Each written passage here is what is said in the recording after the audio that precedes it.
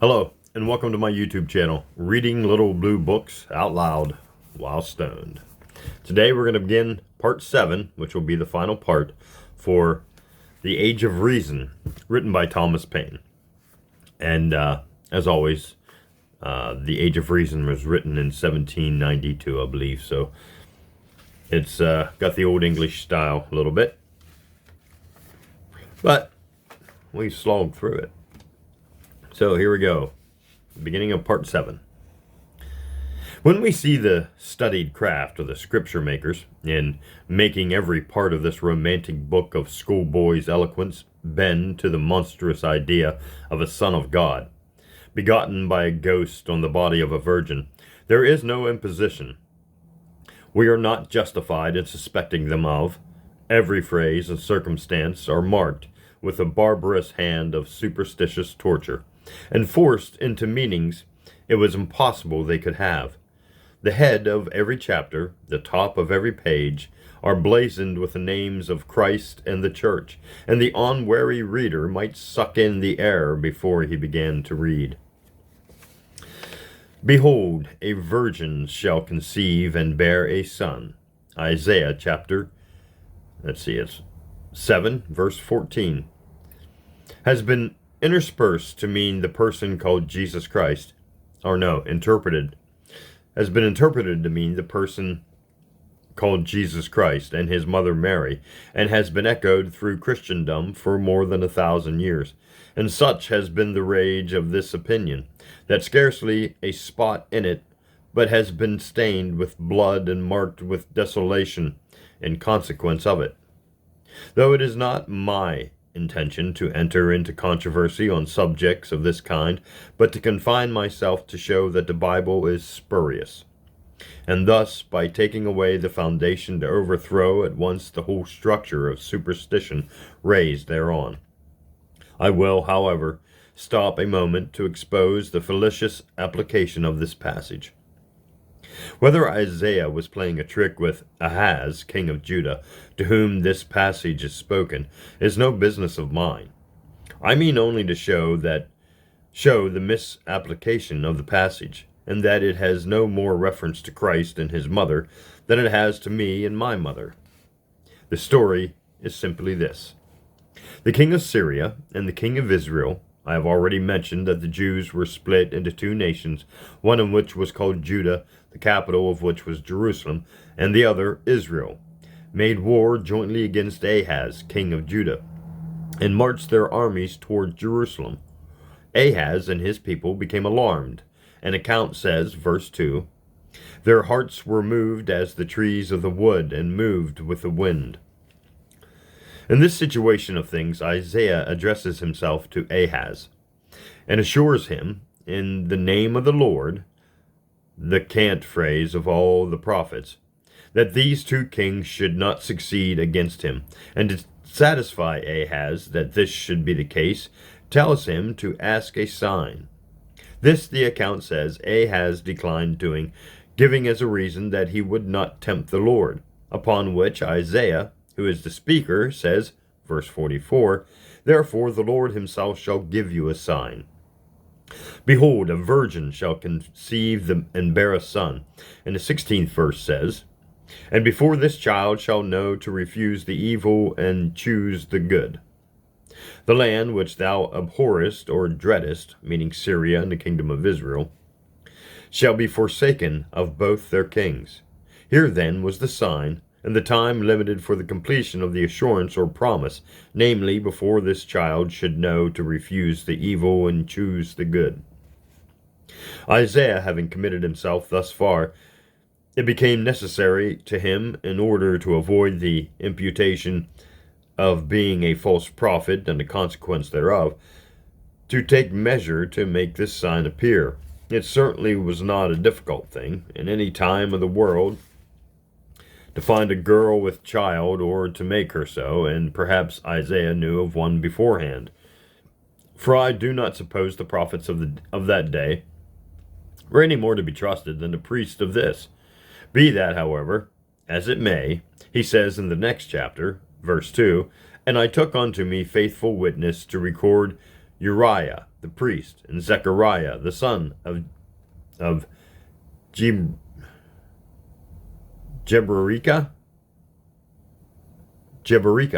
That's a different one. And I went unto the prophetess, and she conceived and bare a son. Here then is the whole story, foolish as it is, of this child and this virgin. And it is upon the barefaced perversion of this story that the book of Matthew and the impudence and sordid interest of priests in later times have founded a theory which they call the gospel, and have applied this story to signify the person they call Jesus Christ, begotten, they say, by a ghost whom they call holy, on the body of a woman engaged in marriage, and afterwards married, whom they call a virgin, 700 years after this foolish story was told, a theory which, speaking for myself, I hesitate not to believe, and to say is as fabulous and false as God is true. But to show the imposition and the falsehood of Isaiah, we have only to attend to the sequel of this story, which, though it is passed over in silence in the book of Isaiah, is related in the 28th chapter of the 2nd Chronicles, and which is that instead of these two kings failing in their attempt against Ahaz, king of Judah, as Isaiah had pretended to foretell in the name of the Lord, they succeeded. Ahaz was defeated and destroyed. 120,000 of his people were slaughtered. Jerusalem was plundered, and 200,000 women and sons and daughters carried into captivity.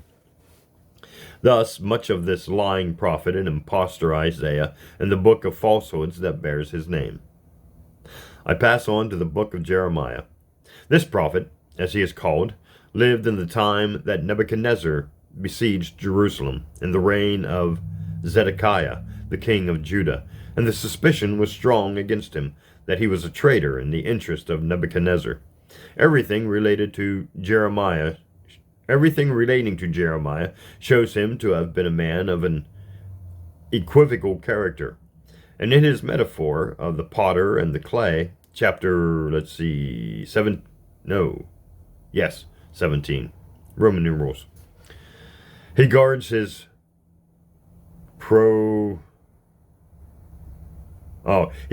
prognostications in such a crafty manner as always to leave himself a door to escape by, in case the event should be contrary to what he had predicted. In the 7th and 8th verses of that chapter, he makes the Almighty to say, "At what instant I shall speak concerning a nation and concerning a kingdom, to pluck up and to pull down and destroy it. If that nation against whom I have pronounced turn from their evil, I will repent me of the evil that I have thought to do unto them." Here was a proviso against one side of the case, now for the other side. Verse 9 and 10, "And what instant I shall speak concerning a nation and concerning a kingdom, to build and to plant it, if it do evil in my sight, that it obey not my voice, then I will repent me of the good wherewith I said I would benefit them." Here is a proviso against the other side. And according to his plan of prophesying, a prophet could never be wrong, however mistaken the Almighty might be. This sort of absurd subterfuge, and this manner of speaking of the Almighty as one would speak of a man, is consistent with nothing but the stupidity of the Bible. As to the authenticity of the book, it is only necessary to read it in order to decide positively that though some passage recorded therein may have been spoken by Jeremiah, he is not the author of the book. The historical parts, if they can be called by that name, are in the most confused condition. The same events are several times repeated, and that in a manner different and sometimes in contradiction to each other. And this disorder runs even to the last chapter, where the history upon which the greater part of the book has been employed begins anew and ends abruptly. The book has all the appearance of being a medley of unconnected anecdotes respecting persons and things of that time, collected together in the same rude manner as if the various and contradictory accounts that are to be found in a bundle of newspapers respecting persons and things of the present day were put together without date, order, or explanation. I will give 2 of the 3 examples of this kind.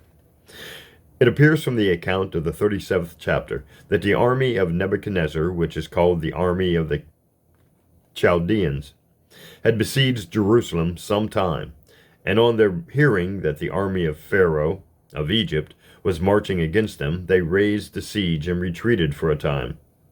It may here be proper to mention, in order to understand this confused history, that Nebuchadnezzar had besieged and taken Jerusalem during the reign of Jehoiakim, the predecessor of Zedekiah, and that it was Nebuchadnezzar who had made Zedekiah king, or rather victory, and that this second siege, of which the book of Jeremiah treats, was in consequence of the revolt of Zedekiah against Nebuchadnezzar. This will in some measure account for the suspicion that affixes itself to Jeremiah of being a traitor, and in the interest of Nebuchadnezzar, whom Jeremiah calls in the 43rd chapter, verse 10, the servant of God. The 11th verse of this chapter, the 37th, says, "And it came to pass that, when the army of the Chaldeans was broken up from Jerusalem for fear of Pharaoh's army, that Jeremiah went forth out of Jerusalem to go, as this account states, into the land of Benjamin, to separate himself thence in the midst of the people. And when he was in the gate of Benjamin, a captain of the ward was there, whose name was Uriah. And he took Jeremiah the prophet, saying, Thou fallest away to the Chaldeans. Then Jeremiah said, It is a false. I fall not away to the Chaldeans. Jeremiah, being thus stopped and accused, was after being examined, committed to prison on suspicion of being a traitor, where he remained, as it stated in the last verse of this chapter. But the next chapter gives an account of the imprisonment of Jeremiah, which has no connection with this account, but ascribes his imprisonment to another circumstance, and for which we must go back to the 21st chapter. It is there stated, verse 1, that Zedekiah sent Pashhur, the son of Malchi, and Zephaniah, the son of Messiah, the priest of Jeremiah, to inquire of him concerning Nebuchadnezzar, whose army was then before Jerusalem. And Jeremiah said to them, verse 8, Thus saith the Lord, Behold, I set before you the way of life and the way of death. He that abideth in this city shall die by the sword, and by the famine, and by the pestilence. But he that goeth out and falleth to the Chaldeans that besiege you, he shall live, and his life shall be unto him for a prey. Bible never makes sense. This interview and conference breaks off abruptly at the end of the 10th verse of the 21st chapter, and such is the disorder of this book that we have to pass over 16 chapters upon various subjects in order to come into continuation and event of this conference. And this brings us to the first verse of the 38th chapter, as I have just mentioned. The 38th chapter opens with saying, Then Shephatiah, the son of Mattan, Gedaliah, the son of Pashhur, and Jucal, the son of Shelemiah, and Pashhur, the son of Malchiah, here are more persons mentioned than in the 21st chapter, heard the words that Jeremiah spoke unto the people, saying, Thus saith the Lord, He that remaineth in this city shall die by the sword, by the famine, and by the pestilence. But he that goeth forth to the Chaldeans shall live, for he shall have his life for a prey, and shall live. Which are the words of the conference. Therefore, say they to Zedekiah, We beseech thee, let us put this man to death. For thus he weakeneth the hands of the men of war that remain in this city, and the hands of all the people in speaking such words unto them. For this man seeketh not the welfare of the people, but the hurt. And at the 6th verse it is said, Then they took Jeremiah and put him into a dungeon of Malachiah. These two accounts are different and contradictory. The one ascribes him imprisonment to his attempt to escape out of the city, the other to his preaching and prophesying in the city, and one of his being seized by the guard at the gate, the other of his being accused before Zedekiah by the conference. In the next chapter, the 39th, we have another instance in the disordered state of this book. For notwithstanding the siege of the city by Nebuchadnezzar has been the subject of several of the preceding chapters, particularly the 37th and the 38th. The 39th chapter begins as if not a word had been said upon the subject, and as if the reader was to be informed of every particular respecting it, for it begins with saying, verse 1, "In the 9th year of Zedekiah, king of Judah, in the 10th month came Nebuchadnezzar, king of Babylon, and all his army against Jerusalem, and besieged it," etc., etc. But the instance of the last chapter, the 52nd, is still more glaring, for though the story has been told over and over again, this chapter still supposes the reader not to know anything of it. For it begins by saying, verse 1, "Zedekiah was 21 years old when he began to reign, and he reigned 11 years in Jerusalem, and his mother's name was Hamatruel, the daughter of Jeremiah of Libnah," verse 4. "And it came to pass in the 9th year of his reign, in the 10th month, that Nebuchadnezzar, king of Babylon, came, he and all his army, against Jerusalem, and pitched against it, and built forts against it," etc., etc. It is not possible that any one man, and more particularly Jeremiah, could have been the writer of this book. The errors are such as could not have been committed by any person sitting down to compose a work. Were I or any other man to write in such a disordered manner, nobody would read what was written, and everybody would suppose that the writer was in a state of insanity. The only way, therefore, to account for this disorder is that the book is a melody of detached, unauthenticated anecdotes put together by some stupid bookmaker under the name of Jeremiah, because many of them refer to him and to the circumstances of the times he lived in. Of the duplicity and the false predictions of Jeremiah, I shall mention 2 instances and then proceed to review the remainder of the Bible. I'm going to pause there for hydration, because I got cotton mouth, kids. Alrighty, here we go.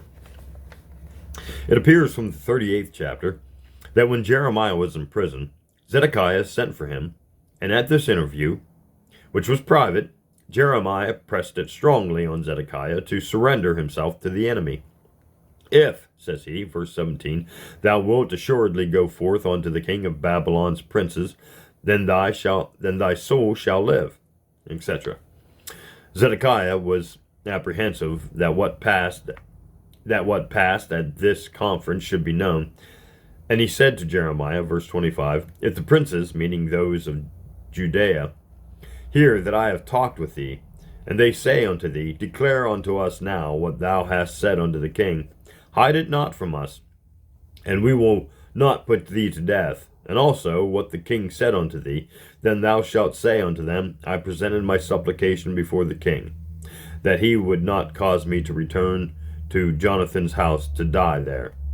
Then came all the princes unto Jeremiah, and asked him, and he told them according to all the words the king had commanded.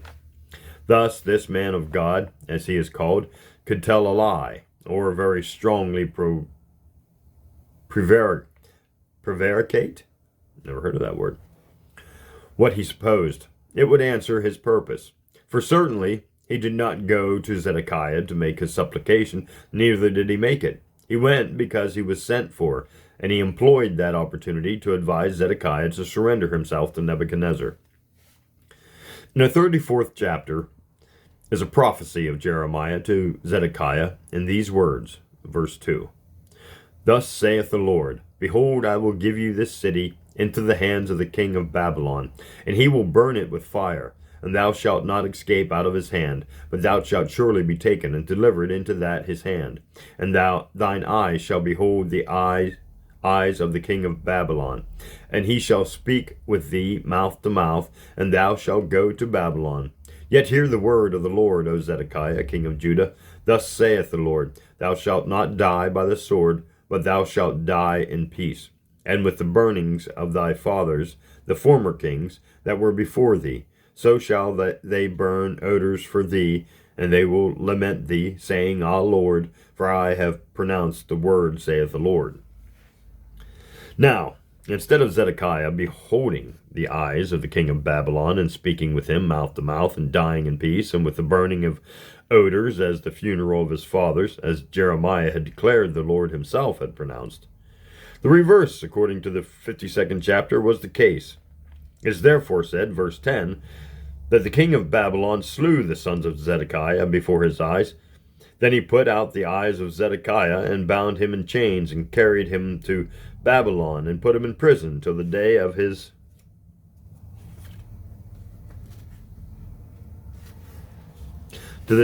death.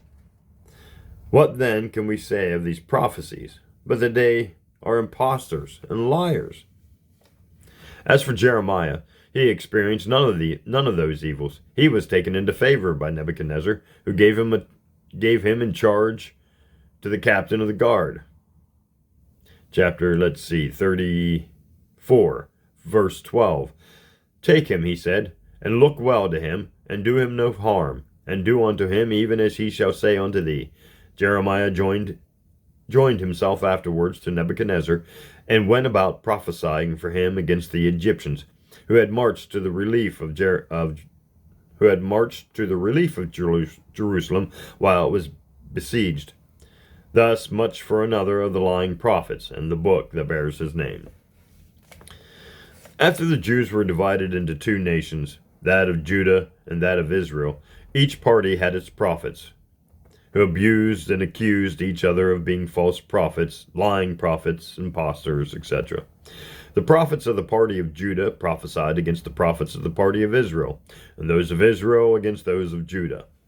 This party prophesying showed itself immediately on the separation under the first two rival kings, Rehoboam and Jeroboam. The prophet that cursed or prophesied against the altar that Jeroboam had built in Bethel was of the party of Judah, where Rehoboam was king. And he was waylaid on his return home by a prophet of the party of Israel, who said unto him, 1 Kings chapter 10, Art thou the man of God that came from Judah? And he said, I am. Then the prophet of the party of Israel said unto him, I am a prophet also, as thou art, signifying of Judah. And an angel spake unto me by the word of the Lord, saying, Bring him back with thee unto thine house, that he may eat bread and drink water. But, says the 18th verse, he lied unto him.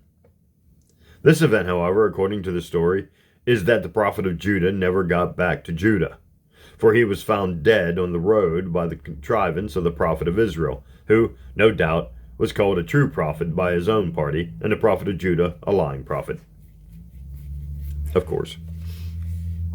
In the 3rd chapter of the 2nd of Kings, a story is related of prophesying or conjuring that shows in several particulars the character of a prophet.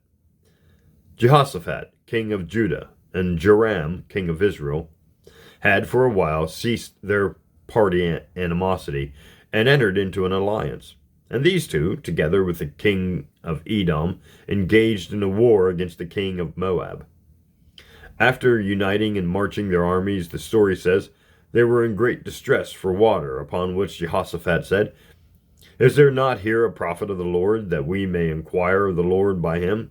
And one of the servants of the king of Israel said, Here is Elijah. Elijah was of the party of Judah. And Jehoshaphat, the king of Judah, said, The word of the Lord is with him. The story then says that these three kings went down to Elijah, and when Elijah, who, as I have said, was a Judahite prophet, saw the king of Israel, he said unto him, What have I to do with thee? Get thee to the prophet of thy father, and the prophets of thy mother. Nay, but said the king of Israel, The Lord hath called these three kings together to deliver them into the hands of the king of Moab. meaning because of the distress they were in for water. Upon which Elijah said, As the Lord of hosts liveth, before whom I stand surely, were it not that I regarded Jehoshaphat king of Judah, I would not look towards thee, nor see thee. Here is all the venom and vulgarity of the party prophet. We have now to see the performance or manner of prophesying. Verse 15. Bring me, said Elijah, a minstrel. And it came to pass, when the minstrel played, that the hand of the Lord came upon him. Here is the farce of the conjurer. Now for the prophecy. And Elijah said, singing most probably in the tune he was playing, Thus saith the Lord, Make this valley full of ditches, which was just telling them what every countryman could have told them without either fiddle or farce, that the way to get water was to dig for it. There is another description of men called prophets that amuse themselves with dreams and visions, but whether by night or by day we know not. These, if they were not quite harmless, were but little mischievous. Of this class are Ezekiel and Daniel. And the first question upon these books, as upon all the others, is, are they genuine? That is, were they written by Ezekiel and Daniel? Of this there is no proof. But so far as my own opinion goes, I am more inclined to believe they were than that they were not. My reasons for this opinion are as follows. First, because these books do not contain internal evidence to prove that they were not written by Ezekiel and Daniel, as the books ascribed to Moses, Joshua, and Samuel, etc., prove that they were not written by Moses, Joshua, and Samuel, etc. Secondly, because they were not written until after the Babylonian captivity began, and there is good reason to believe that not any book in the Bible was written before that period. At least it is provable from the books themselves, as I have already shown, that they were not written till after the commencement of the Jewish monarchy. Thirdly, because the manner in which the books ascribed to Ezekiel and Daniel are written agrees with the condition these men were in at the time of writing them. Ezekiel and Daniel were carried prisoners to Babylon under the first captivity, in the time of Jehoiakim, 9 years before the second captivity, in the time of Zedekiah. The Jews were then still numerous and had considerable force at Jerusalem, and as it is natural to suppose that men in the situation of Ezekiel and Daniel would be mediating the recovery of their country and their own deliverance, it is reasonable to suppose that the accounts of dreams and visions with which these books are filled are not other than a disguised mode of correspondence to facilitate those objects. It served them as a cipher or secret alphabet. If they are not this, they are tales, reveries, and nonsense, or at least a fanciful way of wearing off the wearisomeness of captivity. But the presumption is that they were the former. Ezekiel begins his books by speaking of a vision of cherubs and of a wheel within a wheel, which he says he saw by the river. Chebar, in the land of his captivity, the river is Chebar. It is not reasonable to suppose that the cherubims he meant the temple, that by the cherubims he meant the temple at Jerusalem, where they had figures of cherubims, and by the wheel within a wheel, which as a figure has always been understood to signify political contrivance, the project or means of recovering Jerusalem.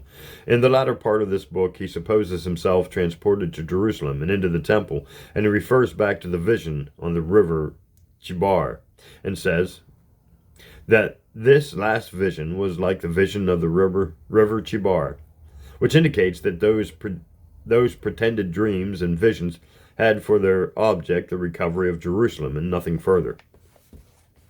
As to the romantic interpretations and applications, wild as the dreams and visions they undertake to explain, which commentators and priests have made of these books, that of converting them into things which they call prophecies, and making them bend to times and circumstances, as far remote even as the present day, it shows the fraud or the extreme folly to which credulity or priesthood can go.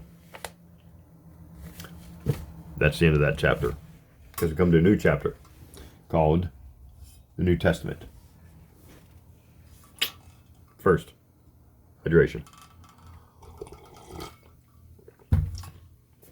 All right, here we go. New Testament. The New Testament, they tell us, is founded upon the prophecies of the Old. If so, it must follow the fate of its foundation. As it is nothing extraordinary that a woman should be with child before she is married, and that the son she might bring forth should be executed, even unjustly, I see no reason for not believing that such a woman as Mary and such a man as Joseph and Jesus existed. Their mere existence is a matter of indifference about which there is no ground either to believe or to disbelieve, and which comes under the common head of "it may be so, and what then?"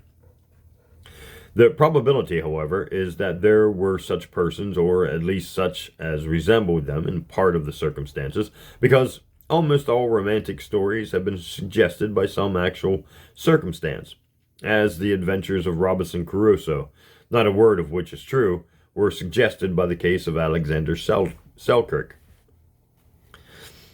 It is not the existence or non-existence of the persons that I trouble myself about.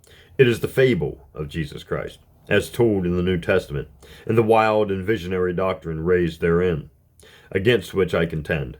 The story, taking it as it is told, is blasphemously obscene. It gives an account of a young woman engaged to be married, and while under this engagement, she is, to speak plain language, debauched by a ghost under the impious pretense, Luke chapter 1, verse 35, that the Holy Ghost shall come upon thee, and the power of the highest shall overshadow thee, notwithstanding which Joseph afterwards married her, cohabitates with her as his wife, and in his turn rivals the ghost. This is putting the story into intelligible language, and when told in this manner, there is not a priest but must be ashamed to own it. Mary, the supposed virgin mother of Jesus, had several other children, sons and daughters. See Matthew chapter 13, verse 55 and 56. Obscenity in matters of faith, however, wrapped up, is always a token of fable and imposture, for it is necessary to our serious belief in God that we do not connect it with stories that run as this does, into judicarious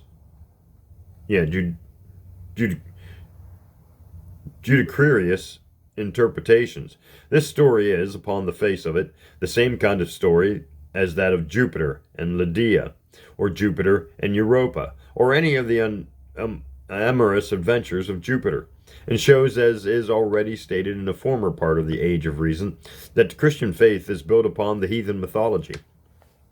As the historical parts of the New Testament, so far as concerns Jesus Christ, are confined to a very short space of time, less than 2 years, and all within the same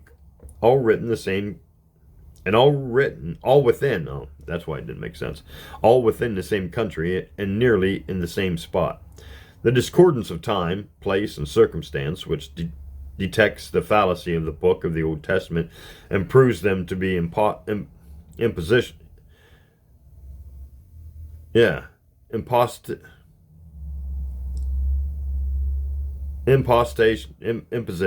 cannot be expected to be found here in the same abundance.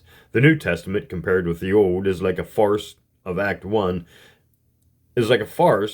one act, in which there is not room for very numerous violations of the unities. There are, however, some glaring conditions which, exclusive of the fallacy of the pretended prophecies, are sufficient to show the story of Jesus Christ to be false. I lay it down as a position which cannot be controverted. First, that the agreement of all the parts of the story does not prove that the story to be true, because the parts may agree and the whole may be false. Secondly, that the disagreement of the parts of a story proves the whole cannot be true. The agreement does not prove truth, but the disagreement proves falsehood positively. The history of Jesus Christ is contained in the 4 books ascribed to Matthew, Mark, Luke, and John. The first chapter of Matthew begins with giving a genealogy of Jesus Christ, and in the 3rd chapter of Luke there is given a genealogy of Jesus Christ. Did these two agree? it would not prove the genealogy to be true, because it might nevertheless be a fabrication. But as they contradict each other, in every particular, it proves falsehood absolutely. If Matthew speaks truth, Luke speaks falsehood. And if Luke speaks truth, Matthew speaks falsehood. And as there is no authority for believing one more than the other, there is no authority for believing either. And if they cannot be believed even in the very first thing they say and set out to prove, they are not entitled to be believed in anything they say afterwards. Truth is an uniform thing, and as to inspiration and revelation, were we to admit it, it is impossible to support it. It is impossible to suppose it can be contradictory. Either then, the men called apostles are impostors, or the books ascribed to them have been written by other persons and fathered upon them, as is the case with the Old Testament.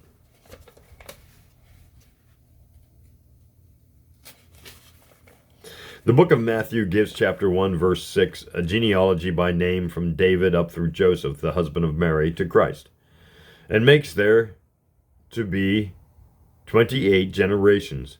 The book of Luke gives also a genealogy by name from Christ through Joseph, and through Joseph, the husband of Mary, down to David, and makes there to be 23 generations, besides which there are only the two names of David and Joseph that are alike in the two lists.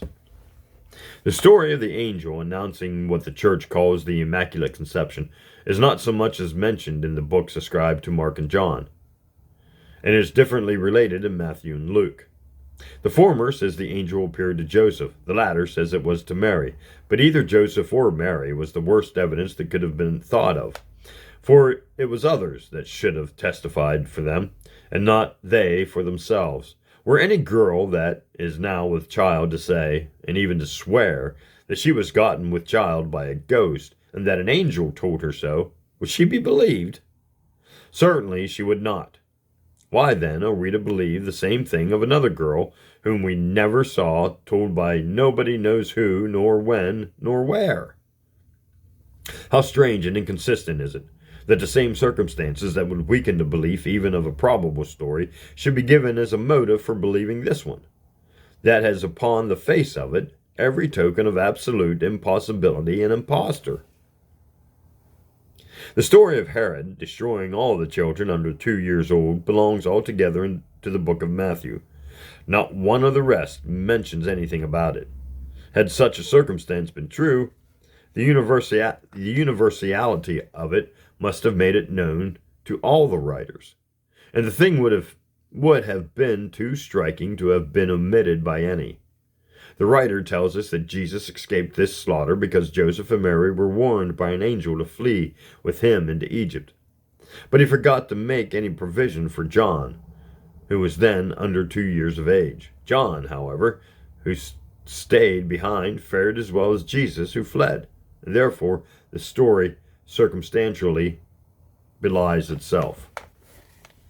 The book ascribed to Matthew says, "There was darkness over all the land from the 6th hour unto the 9th hour, that the veil of the temple was rent in twain, from the top to the bottom, that there was an earthquake, that the rocks rent, that the graves opened, that the bodies of many of the saints that slept arose and came out of their graves after the resurrection, and went into holy city and appeared unto many."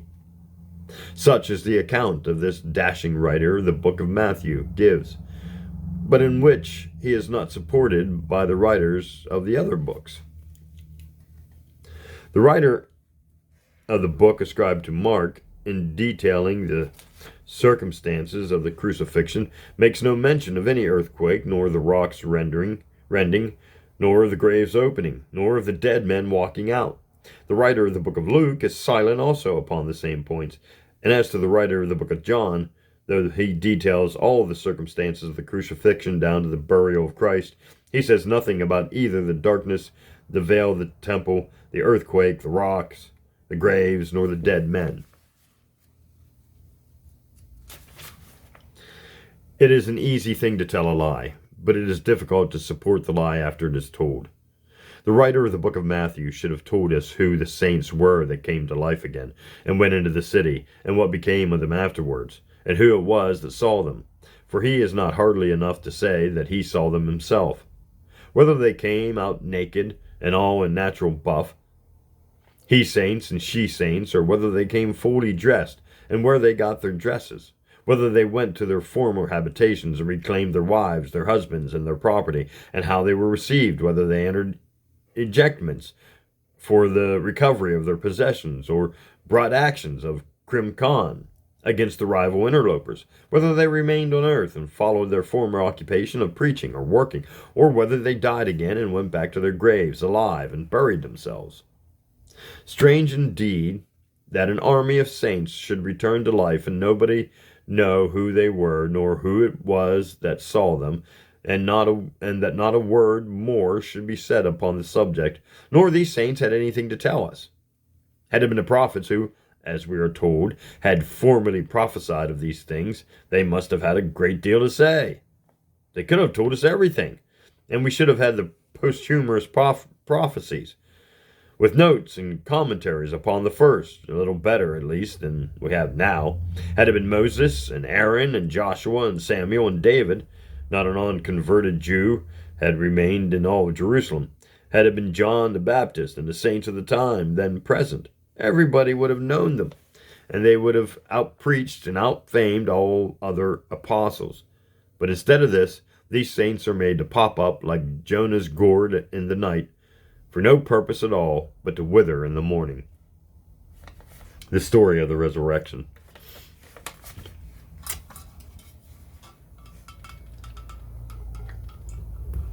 I really like the Age of Reason. The story of the resurrection. The writer of the book of Matthew relates that the angel that was sitting on the stone at the mouth of the sepulchre said to the two martyrs, chapter 28, verse 7, "Behold, Christ is gone before you into Galilee. There ye shall see him. Lo, I have told you." And the same writer, at the next two verses, 8 and 9, makes Christ himself to speak to the same purpose to these women immediately after the angel had told it to them, and that they ran quickly to tell it to the disciples. And at the 16th verse it is said, "Then the 11 disciples went away into Galilee, into the mountain where Jesus had appointed them. And when they saw him, they worshipped him." But the writer of the book of John tells us a story very different to this. For he says, chapter 20, verse 19, "Then the same day at evening, being the first day of the week, that is, the same day that Christ is said to have risen, when the doors were shut, when the disciples were assembled for fear of the Jews, came Jesus and stood in the midst of them." According to Matthew, the 11 were marching to Galilee to meet Jesus in a mountain by his own appointment, at the very time when, according to John, they were assembled in another place, and that not by appointment, but in secret, for fear of the Jews.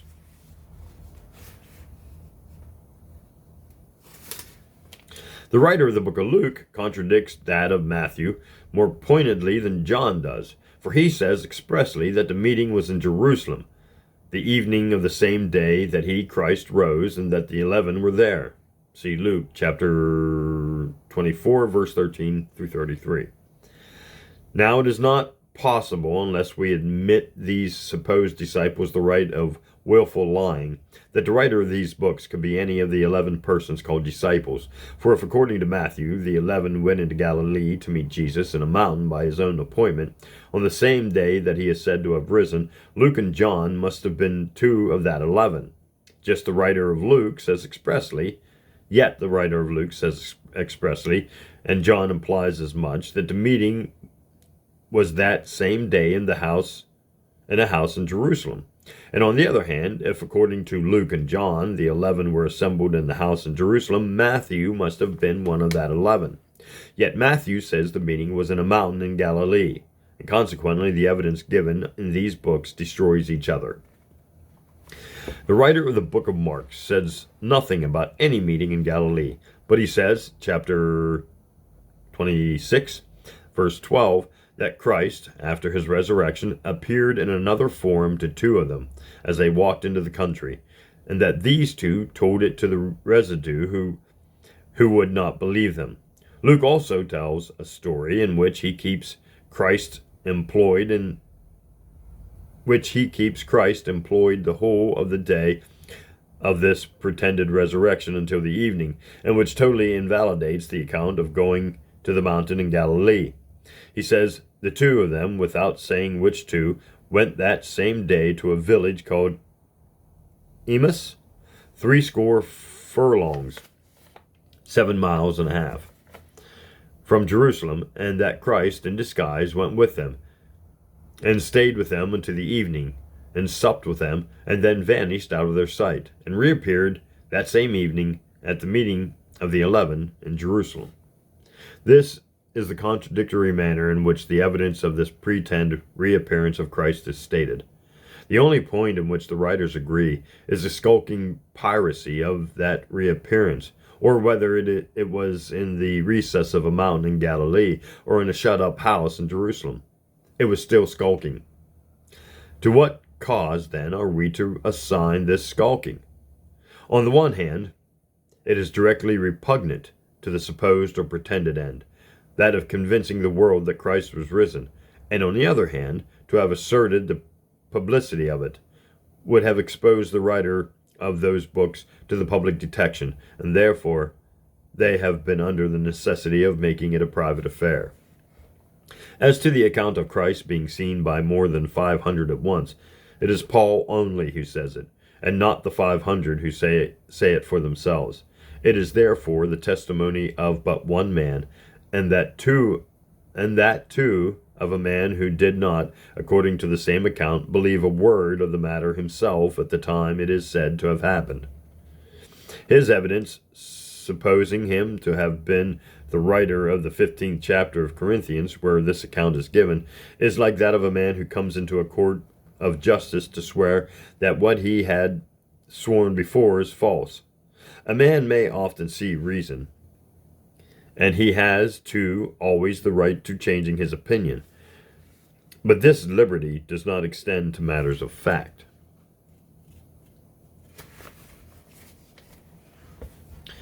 The most detestable wickedness, the most horrid cruelties, and the greatest miseries that have afflicted the human race have had their origin in this thing called revelation or revealed religion.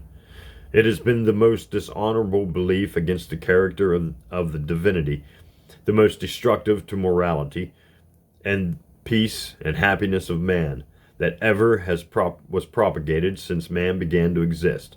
It is better, far better, that we admitted, if it were possible, 1,000 devils to roam at large and preach publicly the doctrine of devils, if there were any such, than that we permitted one such impostor and monster as Moses, Joshua, and Samuel, and the Bible prophets, to come with the pretend word of God in his mouth and have credit among us. Whence arose all the horrid assassinations of whole nations of men, women, and infants, with which the Bible is filled, and bloody persecutions, and tortures unto death, and religious wars, that since that time have laid Europe in blood and ashes? Whence arose they, but from this impious thing called revealed religion, and this monstrous belief that God has spoken to man? The lies of the Bible have been the cause of the one, and the lies of the Testament of the other. If we consider the nature of our condition here, we must see there is no occasion for such a thing as revealed religion. What is it we want to know? Does not the creation of the universe we behold preach to us the existence of an almighty power that governs and regulates the whole? And is it not the evidence that this creation holds out to our senses infinitely stronger than anything we can read in a book, that any impostor might make and call the word of God? As for morality, the knowledge of it exists in every man's conscience. Here we are. The existence of an almighty power is sufficiently demonstrated to us, though we cannot conceive, as it is impossible we should, the nature and manner of its existence. We cannot conceive how we came here ourselves, and yet we know for a fact that we are here. We must know also that the power that called us into being can, if he pleases, and when he pleases, call us into account for the manner in which we have lived here. And therefore, without seeking any other motive for the belief, it is rational to believe that he will, for we know beforehand that he can. The probability or even possibility of the thing is all that we ought to know. For if we know it as a fact, we should be the mere slaves of terror. Our belief would have no merit, and our best actions no virtue. Instead, then, of studying theology, as is now done, out of the Bible and Testament, the meanings of which books are always controverted, and the authenticity of which is disproved, it is necessary that we refer to the Bible of the creation. The principles we discover there are eternal and of divine origin. They are the foundation of all the science that exists in the world, and must be the foundation of theology. We can know God only through his works. We cannot have a conception of any one attribute but by following some principle that leads to it.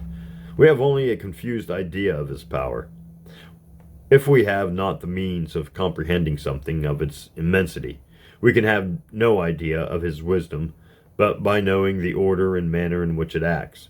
The principles of science lead to this knowledge, for the creator of man is the creator of science, and it is through that medium that man can see God, as it were, face to face. Could a man be placed in a situation and endowed with the power of vision to behold at one view, and to contemplate deliberately the structure of the universe, to mark the movements of the several planets, the cause of their varying appearances, the unerring order in which they revolve, or even to the remotest comet, their connection and dependence on each other, and to know the system of laws established by the Creator that governs and regulates the whole?